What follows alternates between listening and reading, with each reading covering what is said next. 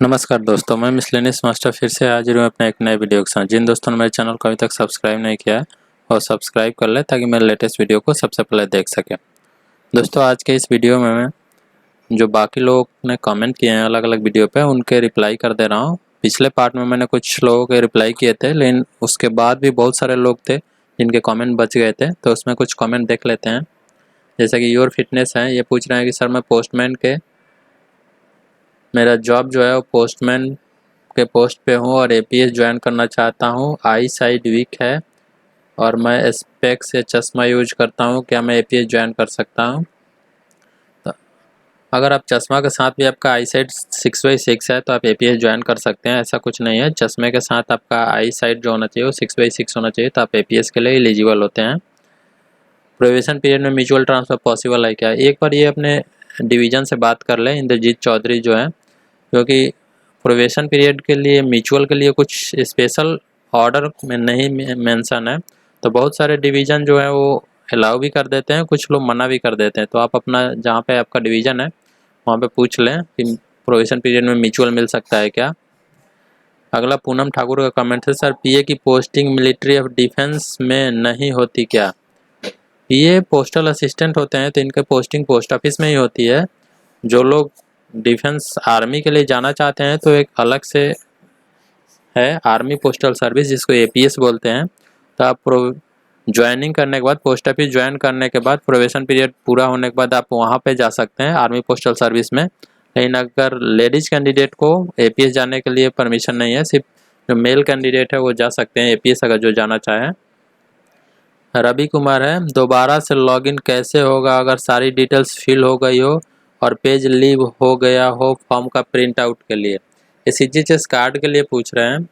तो CGHS card जब आप ऑनलाइन अप्लाई करते हैं तो आपके पास एक रजिस्ट्रेशन नंबर जो आपने मोबाइल नंबर दिया होगा उस पर आया होगा। उस रजिस्ट्रेशन नंबर का यूज करके आप फिर से अपना लॉगिन जो है कर सकते हैं। अगर बाई चांस उससे भी नहीं हो रहा तो आप पूरा प्रोसेस ही स्टार्ट कर ले दोबारा से। हो सकता है मोबाइल नंबर आपको चेंज करना पड़े, तो कोई दूसरा मोबाइल नंबर यूज करके आप दोबारा से लॉगिन कर ले, अगर आपके पास जो रजिस्ट्रेशन नंबर आता है उस बेसिस उससे भी नहीं हो रहा है तो। नेक्स्ट है Ravi Kumar, retention of government accommodation on retirement due to कोविड-19 के बारे में लिखें।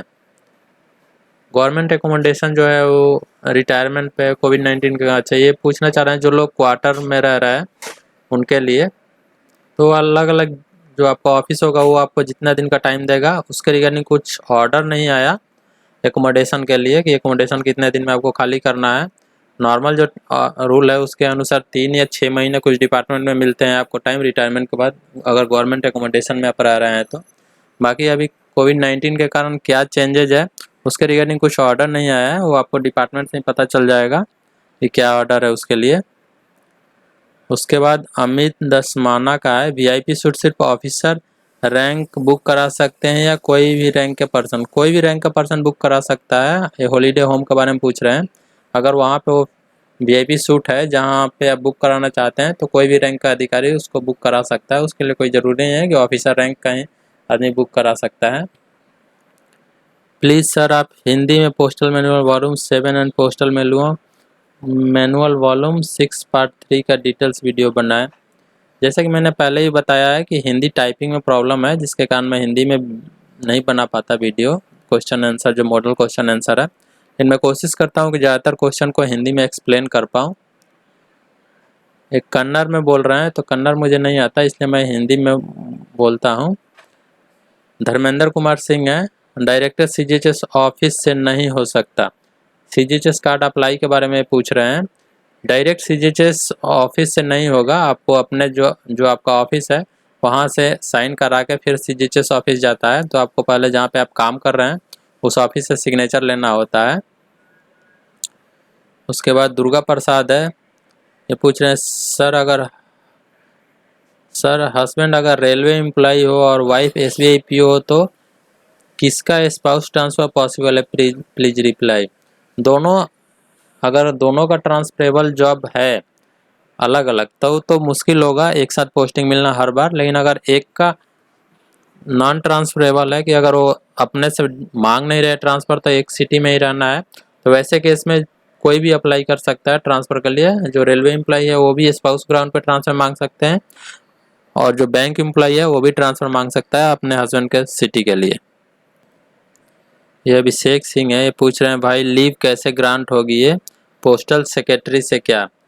जैसा कि कैजुअल लीव के रिगार्डिंग अभी डीओपीटी का ऑर्डर आ गया है, तो डिपार्टमेंट वाइज सबका आ जाएगा। तो जो लोग वैसे जो डीओपीटी का ऑर्डर है उस कैटेगरी में जो लोग आते हैं उनको स्पेशल लीव मिल जाएगा। ये पूर्ण योगी हैं, सर प्लीज़ बताएं आरटीआई डाल के कैसे वैकेंसी चेक करेंगे, कोई बता नहीं रहा। आप आरटीआई डालेंगे, जिस डिवीज़न में आपको जाना है वहाँ पे आप अगर आप आरटीआई डाल रहे हैं तो वो डिवीज़न आपको बताएगा, ऐसा कुछ नहीं है। इवन आप सर्कल जो जिस सर्कल में जाना चाहते हैं उस सर्कल को भी आप आरटीआई डाल सकते हैं, और कौन से डिवीज़न का आपको डिटेल्स चाहिए वो डिटेल्स डाल के तो वो बता देंगे कि कितने कैटेगरी वाइज कितनी वैकेंसी कहाँ पे है। आरटीआई में बताना ही होता है, और ना बताए ऐसा हो नहीं सकता। आरटीआई इसलिए बनाया ही गया था। आयुष अग्रवाल जो है ये पूछ रहे हैं सर जीडीएस का मेरिट लिस्ट के लिए 12th का परसेंटेज के बेस पे सिलेक्शन हो सकता है क्या, अगर 10th में कम परसेंटेज हो तो। आयुष अग्रवाल, जो भी जीडीएस की वैकेंसी होती है 10th के जो मार्क्स होते हैं उसी के मेरिट पे होता है, उसमें 12th के मार्क्स को कोई वेटेज नहीं दिया जाता। तो आपका जो सिलेक्शन होगा जीडीएस के लिए वो 10th में जो परसेंटेज है उस बेसिस पे होगा, 12th के परसेंटेज का कोई वैल्यू नहीं रहेगा जीडीएस के लिए। एसआर के है, I am working as sorting assistant and my spouse is working in railway. My probation is going to be complete in September, but still I have not gone for training. Please let me know that when I can apply transfer and which format. Transfer के लिए अगर आप postal में हैं तो rule 38 ही लगाना है आपको। लेकिन जैसा कि आप बोल रहे हैं कि आपका सितंबर में प्रोबेशन पूरा होगा लेकिन अभी तक आपकी ट्रेनिंग नहीं पूरी हुई है, तो ट्रेनिंग तो आपकी कंप्लीट होनी ही चाहिए।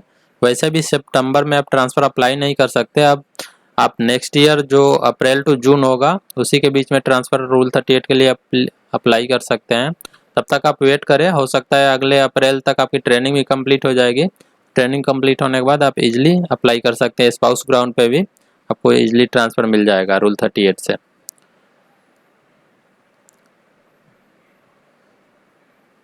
उसके बाद है मुकेश कुमार पूछ रहे हैं सर मेरा पहले डिपार्टमेंट में कार्ड था जो सरेंडर कर दिए, अब मैं दूसरे डिपार्टमेंट में हूँ, एप्लीकेशन कैसे भरना होगा, मेरा सीजीएचएस कार्ड अभी नहीं है। आपने जो सरेंडर कर दिया कार्ड तो आपको फिर से शुरू से वो जो प्रोसेस पहला कार्ड बनवाने में था आपको फिर से सीजीएचएस की वेबसाइट पे जाके ऑनलाइन फॉर्म अप्लाई करना होगा। फिर फॉर्म को डिपार्टमेंट से साइन करा के जो सीजीएचएस का ऑफिस होगा वहाँ पे जमा करना होगा, उसके बाद ही कार्ड बनेगा। जैसे आपने पहला कार्ड बनवाया था जो आपने सरेंडर कर दिया, सेम प्रोसेस से आपको दूसरा कार्ड बनवाना होगा अगर आपने कार्ड पहला सरेंडर कर दिया है तो। बीडी सिंघा है, अगर कोई सीजीएचएस खोलना चाहे तो कैसे खोल सकता है। शायद सीजीएचएस कार्ड बनाने के बारे में पूछ रहे हैं या डिस्पेंसरी खोलने के बारे में, समझ नहीं आएगा। कार्ड बनवाने के बारे में पूछ रहे हैं तो कार्ड के लिए वही है कि सीजीएचएस की जो वेबसाइट है वहाँ पे आपको ऑनलाइन फॉर्म फिलअप करना होगा, फिर ऑफिस में आपको वो फॉर्म जमा करना होता है। उसके बाद का प्रोसेस आपको ऑफिस वाले बता देंगे उस फॉर्म को कहाँ जमा करना है, क्या प्रोसेस है। अगर डिस्पेंसरी खोलने के बारे में पूछ रहे हैं तो प्राइवेट एजेंसी को नहीं मिलता, वो गवर्नमेंट डिसाइड करता है कि कौन से शहर में कहाँ पे सीजीएचएस डिस्पेंसरी खोलना है, उसके अकॉर्डिंग वहाँ पे खोला जाता है। अगला कमेंट शर्मा जी का है, माई स्पाउस इन सीआईएसएफ और मैं यूपी में मेरठ सिटी में टीचर हूँ, तो क्या सीआईएसएफ को लाइफ टाइम के लिए मेरठ पोस्टिंग मिल सकती है। सीआईएसएफ जो है वो ऑल इंडिया ट्रांसफरेबल जॉब है, तो लाइफ टाइम के लिए एक प्लेस पे पोस्टिंग नहीं मिल सकती है। लेकिन लेडीज कैंडिडेट को उसमें बेनिफिट ये है कि वो शुरू के 5 या कुछ साल फिक्स हैं, जो पूरे कर लेने के बाद उनको एक जोन में फिक्स कर दिया जाता है। जैसा कि आप बोल रहे हैं मेरठ से, तो शायद नॉर्थ जोन आपको फिक्स कर दिया जाएगा। तो जो आपका वाइफ का ट्रांसफ़र या पोस्टिंग होगा वो नॉर्थ जोन में जो भी सीआईएसएफ के पोस्टिंग होते हैं उन सब एरिया में ये होगा, जो कि नियर टू आपके मेरठ जो आपने बताया उसके होगा। तो सीआईएसएफ में आपको परमानेंट पोस्टिंग मेरठ में नहीं मिलेगी, आपको ट्रांसफ़र होते रहेगा। अगला सुजीत कुमार का कमेंट था, सर पॉइंट नंबर 4 में मैं अपने होम टाउन से बाहर रहा हूँ 5 साल से ज़्यादा, लेकिन मैं डालना नहीं चाहता हूँ, तो क्या कोई बड़ी दिक्कत हो जाएगी। ये अटेस्टेशन फॉर्म के बारे में पूछ रहे हैं। अटेस्टेशन फॉर्म में आपको कोशिश करना चाहिए कि जो भी डिटेल्स फिलअप करें जो सही है, ओरिजिनल है, वही डिटेल्स फिलअप करें, कोई भी गलती ना करें। डिपार्टमेंट को इससे कोई फर्क नहीं पड़ेगा कि आपने 5 साल जहाँ रहा वो लिखा नहीं लिखा, लेकिन आपको कोशिश करना चाहिए कि जो भी आपका एक्चुअल डिटेल्स है वही फिलअप करें अटेस्टेशन फॉर्म में, कोई भी गलत चीज़ें ना फिलअप करें।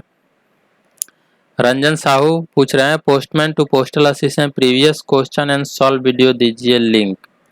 मैंने कुछ सैंपल क्वेश्चन बनाए हैं जो कि आप वीडियो सेक्शन में जाकर देख सकते हैं।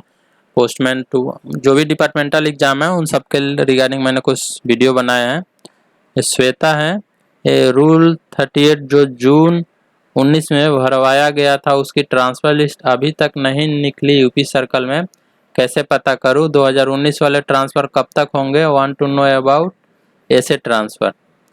ऐसे ट्रांसफ़र के रिगार्डिंग मैंने कल ही वीडियो बनाया है, आप वो वीडियो देख सकती है। यूपी सर्कल ने अभी लिस्ट जारी किया है सॉर्टिंग असिस्टेंट रूल 38, जो लोग पिछले साल अप्लाई किया था और जो इस साल भी अप्लाई किया उन दोनों का अभी कंबाइंड लिस्ट जारी किया गया है। वेट लिस्ट जो पिछले साल का था इस साल का भी, तो आप देख सकती हैं उसमें भी। जयश्री श्याम है, सर मेरा PASB CO में है तो मुझे सब ऑफिस चाहिए क्योंकि मेरा नियर पोस्ट मिल जाए तो उसके लिए क्या करना होगा? जैसा कि SBCO में आपका सिलेक्शन हुआ है तो SBCO ज़्यादातर जो ऑफिस होते हैं SBCO का जहाँ पे काम होता है वो जो बड़े ऑफिस है खासकर हेड पोस्ट ऑफिस वहीं पे होता है, तो आपको सब ऑफिस में मिलना थोड़ा सा मुश्किल होगा।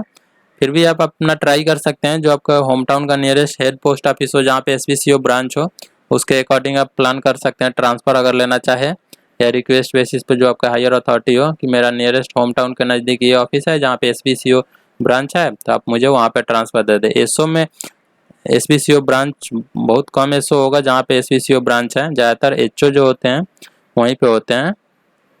वसीम अंसारी है, very helpful video, I am already like it. Why postal assistant post में अपने डिस्ट्रिक्ट मिलने के बाद हेड ऑफिस से सब ऑफिस और सब ऑफिस से हेड ऑफिस ट्रांसफ़र होता है क्या और कितने साल पे होता है? प्लीज़ रिप्लाई में इस पे 1 वीडियो ज़रूर बनाए।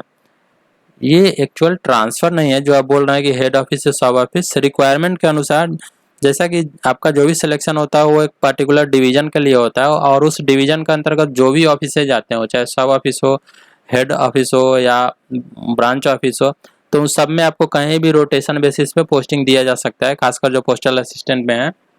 जहाँ पे स्टाफ की ज़रूरत होगी या कम होगा उसके अकॉर्डिंग आपको ट्रांसफ़र इधर से उधर दे दिया जाएगा, जो कि परमानेंट ट्रांसफ़र नहीं होता। उसके लिए कोई फिक्स टाइमिंग नहीं है कि कितने दिन के लिए आपको दिया जाएगा। कभी आपको BO में भी पोस्टिंग दे दिया जाता है, कभी SO में, कभी HO में, तो उसके अकॉर्डिंग उस डिवीज़न के जितने पोस्ट ऑफिस है आपको कहीं भी पोस्टिंग दिया जा सकता है। बाकी उस डिवीज़न से बाहर पोस्टिंग बहुत कम चांस होता है कि आपको बिना आपके मांगे आपको डिवीज़न से बाहर दिया जाए।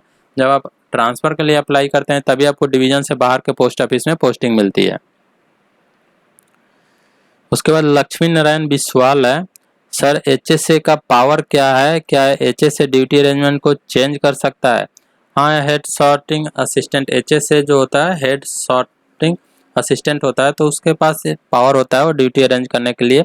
जो भी सॉर्टिंग असिस्टेंट है उनको कैसे ड्यूटी अरेंज करना है उनका काम है, वो कर सकता है ऐसा काम। सर ओवर टाइम अलाउंसेज का बताओ कुछ। ये आप कौन से डिपार्टमेंट के लिए ओवर टाइम पूछ रहे हैं? वो अपने डिपार्टमेंट नहीं लिखा जतिंदर ग्रोवर ने। अलग अलग डिपार्टमेंट के अलग अलग ओवर टाइम रेट है, कुछ डिपार्टमेंट्स में बंद भी हो गए, कुछ डिपार्टमेंट में अभी ओवर टाइम मिलते हैं।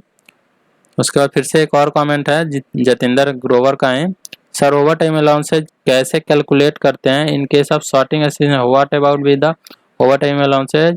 एक नई लेटर निकली है उसके अकॉर्डिंग सॉर्टिंग असिस्टेंट का ऑपरेशन स्टाफ कंसीडर किया जाएगा। आप शायद नाइट अलाउंसेज वाले जो ऑर्डर आए थे उसके बारे में बोल रहे हैं। जैसा कि सॉर्टिंग असिस्टेंट या पोस्टल में जो भी वर्किंग है उनके अलाउंसेज जो है खासकर ओवर टाइम अलाउंसेज उसके रेट बहुत कम है, 18-19 रुपये पर आवर के आसपास है। तो इसके कारण बहुत सारे लोग हैं जो कि OT ना लेके अपना उसके बदले कंपनसेटिव लीव जो होता है वही ले लेते हैं। तो अलग अलग ऑफिस का इसमें भी है, कुछ जगह पे ओवर टाइम अलाउंसेज मिलते हैं। जो नया ऑर्डर आया है वो अभी सब डिपार्टमेंट के लिए नहीं है, नाइट अलाउंसेज के लिए जो आया है। जैसे जैसे अपना डिपार्टमेंट जारी करेगा, पोस्टल या जो भी रेलवे सब अपना जब ऑर्डर जारी कर देंगे उसके बाद ही पता चलेगा एक्चुअल उसमें क्या किसको मिलेगा। कृतिका राह है, सर जो जीडीएस से एमटीएस बन गए 3 साल के बाद क्या वो एमटीएस पे 2 साल जॉब करके पीए के लिए अप्लाई कर सकते हैं, क्योंकि टोटल एक्सपीरियंस 5 साल का मांगा जाता है।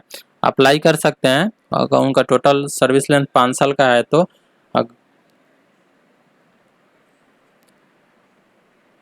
अगला क्वेश्चन है पुष्पा सिन्हा का असम सर्कल का कब आएगा। मैंने बताया जैसे जैसे लिस्ट आते जा रहा है मैं बता दूंगा। पीडीएफ जिस वीडियो का चाहिए आप जो टेलीग्राम चैनल है वो ज्वाइन कर लें, वहाँ पे मैं मैक्सिमम पीडीएफ जो भी आएगा वो शेयर कर दूंगा। आप वहाँ पे जो भी वीडियो आता है उसका पीडीएफ वहाँ पे शेयर कर देता हूँ।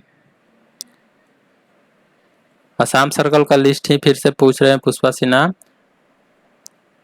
शेड्यूल 38 ट्रांसफर लिस्ट किस मंथ में आता है और लिस्ट देखने का प्रोसेस क्या है। मंथ कोई फिक्स नहीं है, जैसा कि इस साल जिन लोगों ने अप्लाई किया उनके 31 जुलाई से लिस्ट आने शुरू हो गए हैं। जैसे जैसे लिस्ट आ रहा है मैं बता दूंगा। ज़्यादातर लिस्ट जो होते हैं इंडिया पोस्ट की वेबसाइट पे आ जाते हैं। कुछ लिस्ट जो होते हैं जो कि सर्कल का जो वेबसाइट है, हर एक सर्कल का अपना वेबसाइट है, उस पर भी वो लोग डालते हैं, लेकिन ज़्यादातर जो सर्कल वाइज लिस्ट आता है वो इंडिया पोस्ट की जो ऑफिशियल वेबसाइट है वहाँ पे आपको मिल जाएगा अगर आप देखना चाहें तो। शेड्यूल 38 सीओ में रजिस्टर किया गया या नहीं कैसे पता कर सकते हैं, प्लीज रिप्लाई।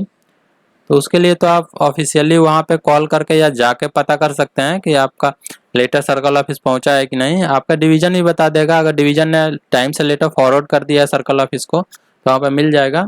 इसके अलावा जब लिस्ट जारी होता है, सर्कल ऑफिस जब लिस्ट जारी करेगा तब आपको पता चलेगा। चेतना परमार है, सर इंडिया पोस्ट डिपार्टमेंट में स्पाउस केस और म्यूचुअल ट्रांसफर दोनों के लिए एक साथ फाइल कर सकते हैं क्या। आप कोई एक कैटेगरी के लिए ही अप्लाई कीजिए, बेटर होगा। अगर आपके पास म्यूचुअल है तो म्यूचुअल कर लें, म्यूचुअल में गारंटी आपको ट्रांसफ़र मिल जाएगा। स्पाउस केस में अगर वैकेंसी नहीं होगी तो आपको रोका जा सकता है, एंड म्यूचुअल में आपको अगर म्यूचुअल है तो गारंटी है कि उसमें ट्रांसफ़र मिल जाएगा। एक कैंडिडेट जा रहा है उसके जगह पे आप जा रहे हो तो म्यूचुअल में ईजिली ट्रांसफ़र मिलेगा।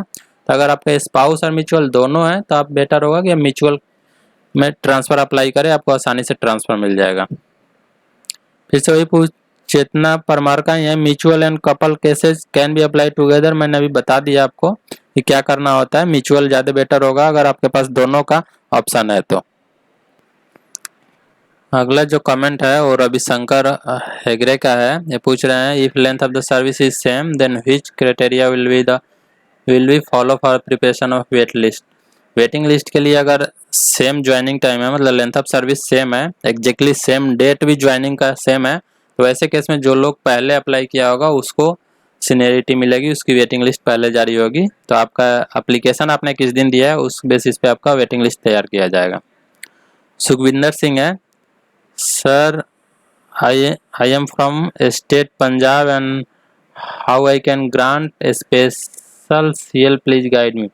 स्पेशल सीएल के लिए अभी डीओपीटी का ऑर्डर आ गया है। अगर आप उस क्राइटेरिया में आते हैं जो गाइडलाइन में दिया गया है कि कौन कौन से लोगों को स्पेशल सीएल मिलेगा तो आपको स्पेशल सीएल मिल जाएगा।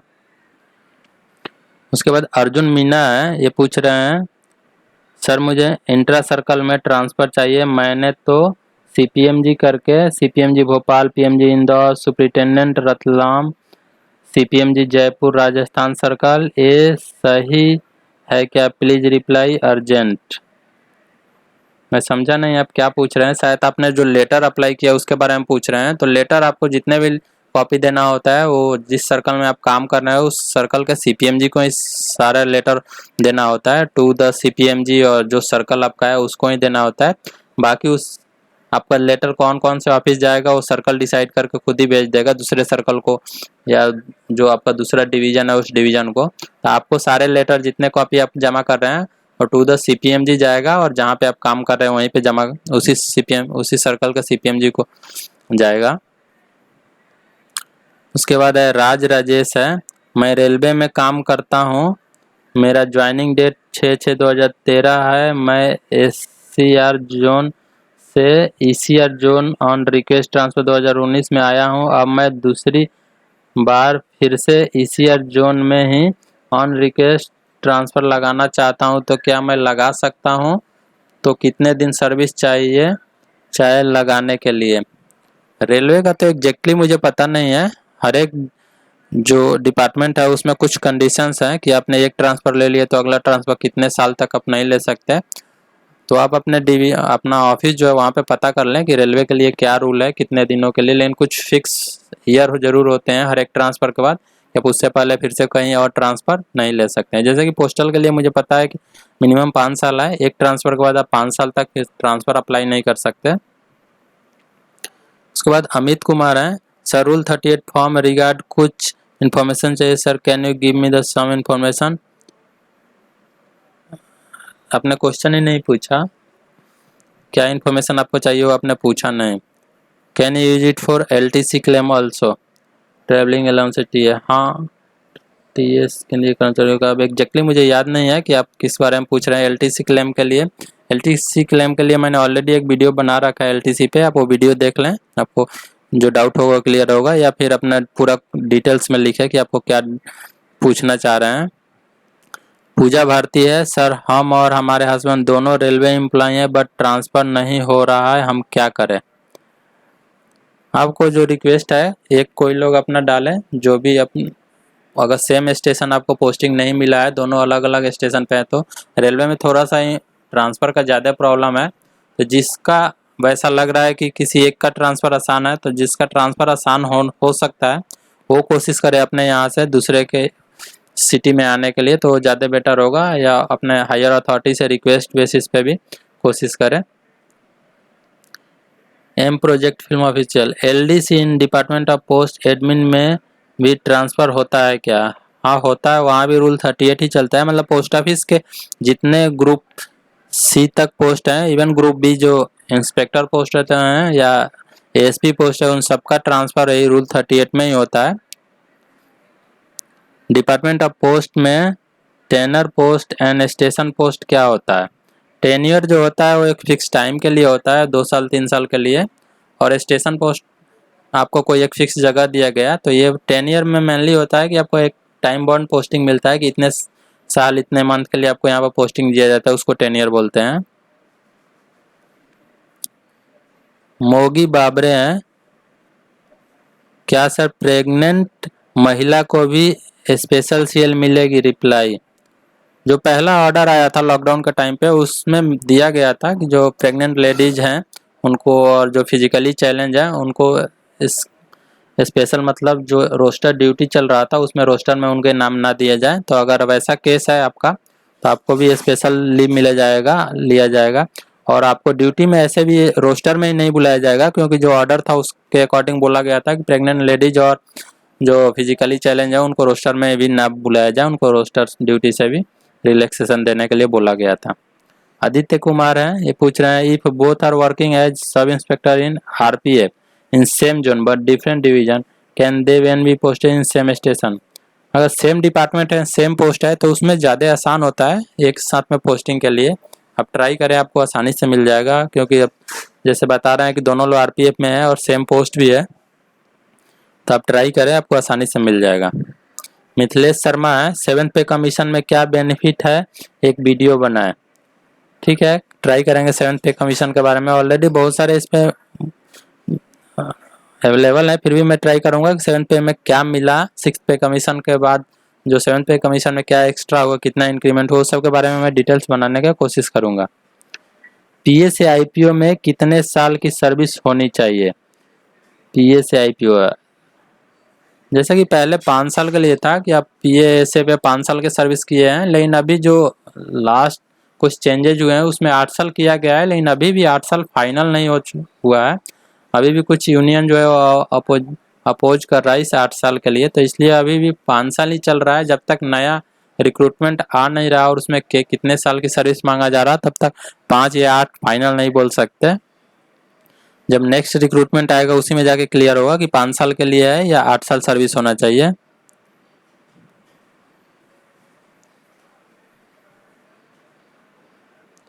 उसके बाद हरीश श्रीवास है, म्यूचुअल ट्रांसफ़र ज्वाइनिंग डेट से 3 मंथ के बाद ले सकते हैं क्या सर? आप एक बार, मैंने बताया म्यूचुअल ट्रांसफ़र के लिए कोई स्पेशल ऐसा रूल नहीं है। आप अपने डिवीज़न में बात कर लें, अगर वो लोग एक्सेप्ट करने को तैयार है तो आप ले सकते हैं ट्रांसफ़र। विकास यादव है, सर मेरा प्रोविजनल पीरियड कंप्लीट हो गया है बट मेरी ट्रेनिंग नहीं हुई है, तो क्या मैं अप्लाई कर सकता हूँ रूल 38? ट्रेनिंग होना बहुत ज़रूरी है। अगर आपका प्रोबेशन पीरियड पूरा हो गया, ट्रेनिंग नहीं हुई, तो आपको ट्रांसफ़र नहीं दिया जाएगा। फिर भी आप, वैसे भी अप्रैल टू जून जो टाइम पीरियड था वो ख़त्म हो चुका है, तो आप नेक्स्ट आपकी जो अप्लाई करने का टाइम है वो नेक्स्ट ईयर ही है, अप्रैल में। तब तक आपकी ट्रेनिंग भी कंप्लीट हो जाएगी। उसके बाद है अभिनव राय है, सर जिसका होम टाउन नॉर्थ ईस्ट में है वो क्या कोलकाता से फ्लाइट से जा सकता है अगर वो फ्लाइट जर्नी के इंटाइटल नहीं है?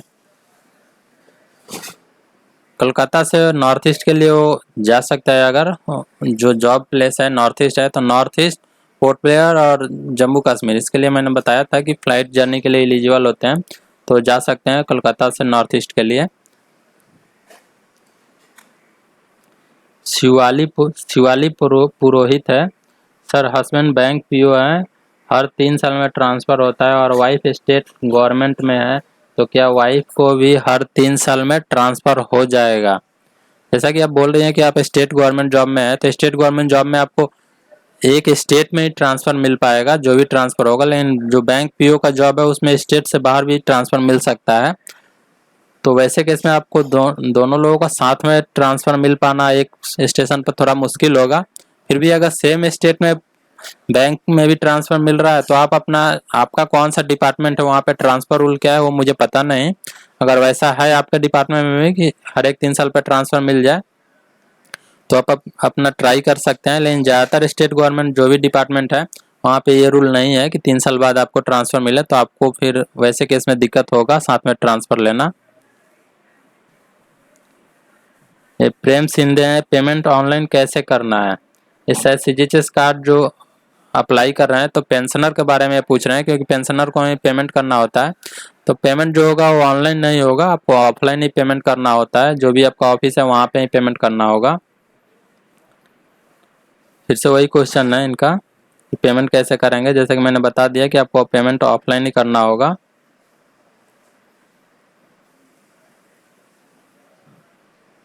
ताना तागी तारा है, मेरा वाइफ सीसीएल पे है फिर भी उसका पोस्टिंग हो गया, क्या ऐसा होता है? Please reply.